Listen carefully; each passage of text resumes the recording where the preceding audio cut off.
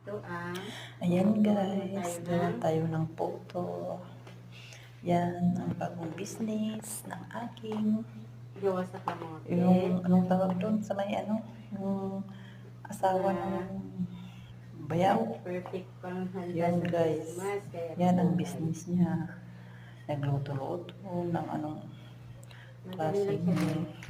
pagkain. Yan. Habang Dito na lang siya sa tulog hipon mo ang dahil kanyang bibi, gabi na. magawa ng Nasa labas yung lamisa. mga ganyan para Paggawa. itinda niya sa eskwelahan kasama ng aking anak na panganay.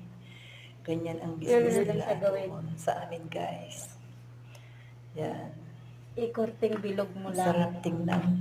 Mga kulay. Mga Depende makukulay sa'yo ang lasa na photo. gawin mo.